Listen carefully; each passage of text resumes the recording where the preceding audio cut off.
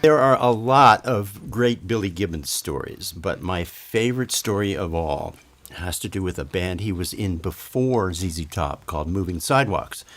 And the Moving Sidewalks got signed on to do a tour with the Jimi Hendrix Experience. And the cool thing, Jimi Hendrix took an immediate liking to Billy Gibbons. And Jimmy would make sure that every hotel they went to in every city, Billy's hotel room was either next door or across the hall. Because what Jimmy would do, every night he would have a turntable brought up to his room, and he would play the latest records, old records, all kinds of records, play his guitar along with it, and invite Billy in, and they would have this communion with this vinyl record player and talk about music and play guitar and study these records. And this went in every city on this tour that he was on. And I want you to watch this clip of Billy talking about this friendship that they had, this amazing time. I think it was 1968. Anyway, check out this clip. We made a bonded friendship right off the bat. How we were selected to join the Jimi Hendrix Experience tour was just that. It was a great mystery, but we jumped in with both feet. He made arrangements for me to take a room directly adjacent from the room he occupied night by night by night. And at the time, he had a couple of guys that would bring in a record player so he could play along and do hotel room warm-ups and practice. And I remember he summoned me over and he said, how do you think this is done? Well, he was listening to the first record by the Jeff Beck Group. And I said, Jimmy, you're asking me how Jeff Beck does this. I guarantee you Jeff Beck wants to know how you do it. So this song, as you know, is Jesus Just Left Chicago off Tres Hombres. My first introduction to ZZ Top was Rio Grande Mud in 1972. This came after that. I loved this also. And I resisted as much as I could, but this became a poster on my wall at a certain point.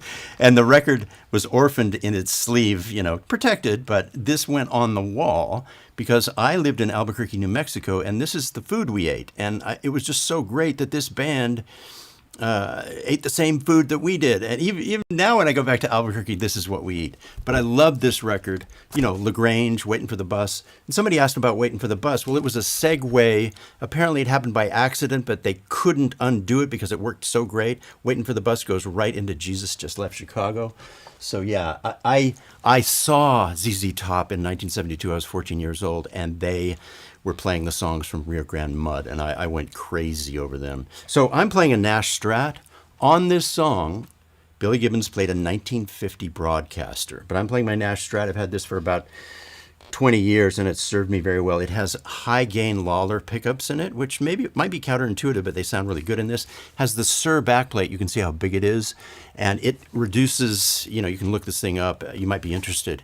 It reduces hum by 60 or 70%, and that way you can use the vintage-style pickups without altering them.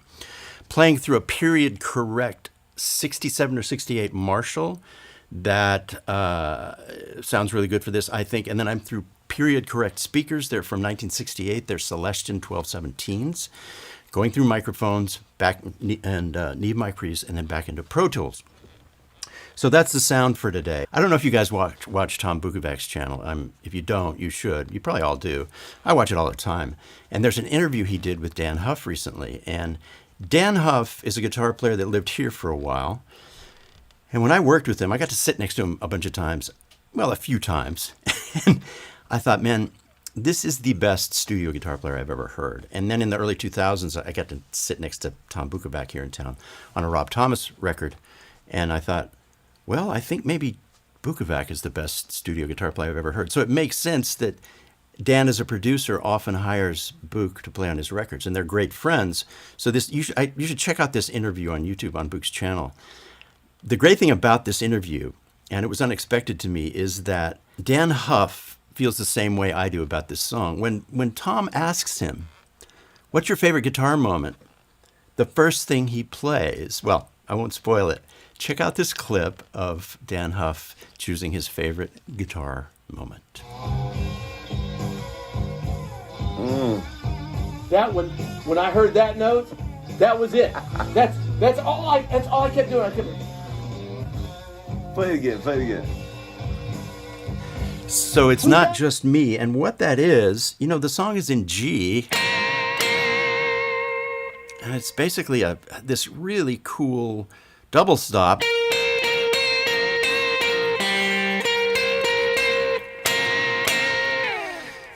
And when I heard that thing, I never recovered. It still makes me insanely happy when I hear that moment on this song. It's so powerful.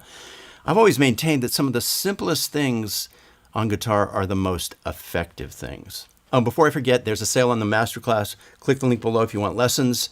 14-day free trial, over 1,800 videos and 150 hours, brand new beginner's course. So check it out for free, no obligation if you want. So this is kind of tuned to a Keith Richards.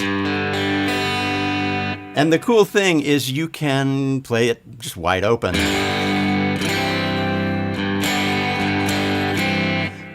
And you can even hear Billy in this tuning when he plays on the tag, because there's a little riff in the end.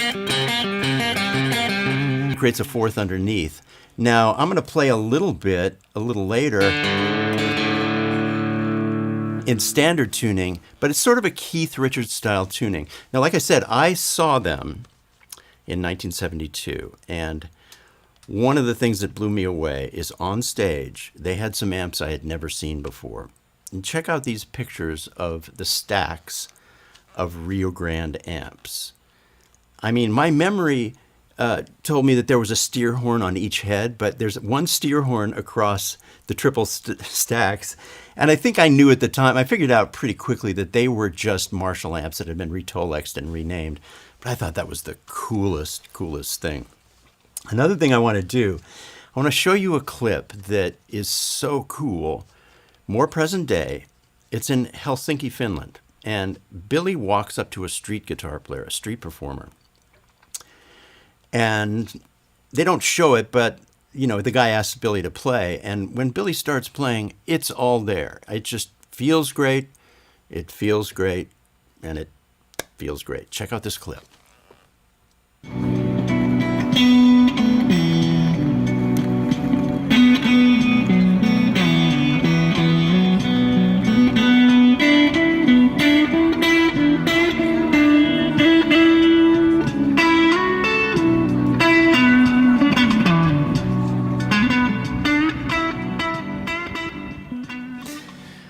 Okay, so what I want to do next is I'm going to play along. I'm going to solo over this thing kind of in just my own style. And I want you to watch this photo montage of early ZZ Top. They were so cool. And this is how I saw them. This is when I saw them. I got Rio Grande Mud. That was my first record in 1972. But I looked for more records. There was only one. There was the first record, which was called ZZ Top's first album. It had Chevrolet on it. You should really check that out. It's a great record. And then, on Rio Grande Mud, just got paid. Still, I got to do a video about that someday. But just check out these photos of the early band. I mean, they're so cool, and Billy is so cool. And then we'll take some questions. Thanks everybody for showing up today. All right, check this out.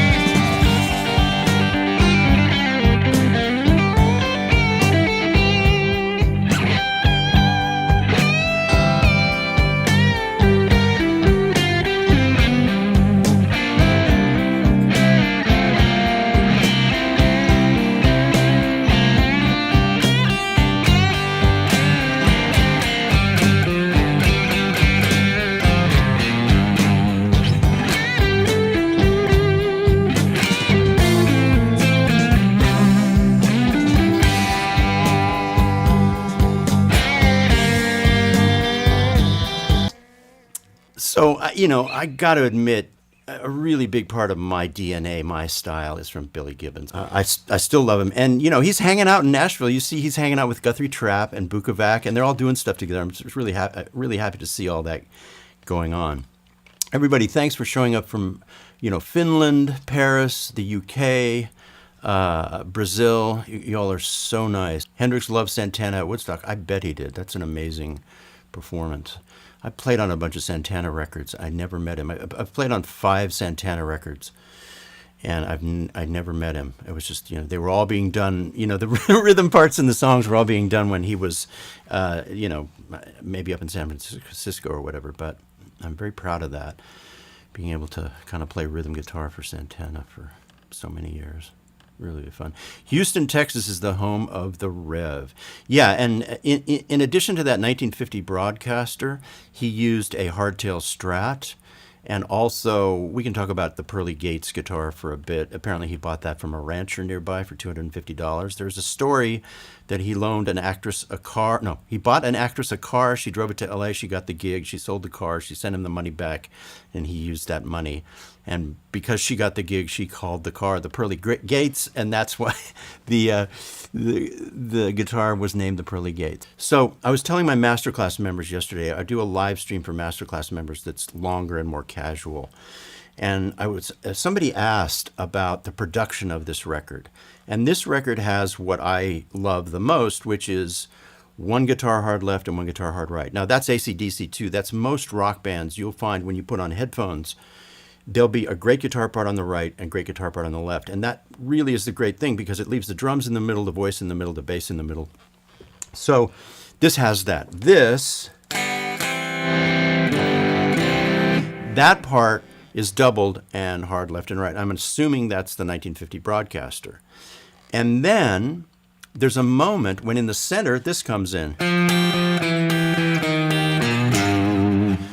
And that's a different track, and that's a little hotter tone. We'll put a little more gain on it.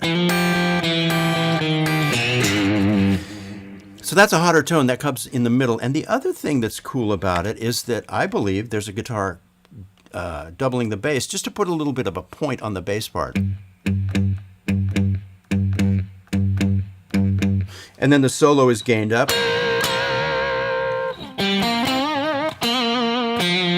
Very big vibrato. And then he pulls that up slowly, and this is the Hendrix thing.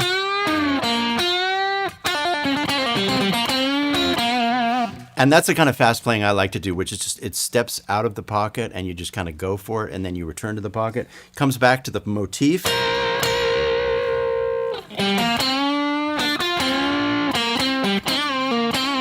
And through the A chord to the C chord, he just stays in G minor. It sounds really good that way.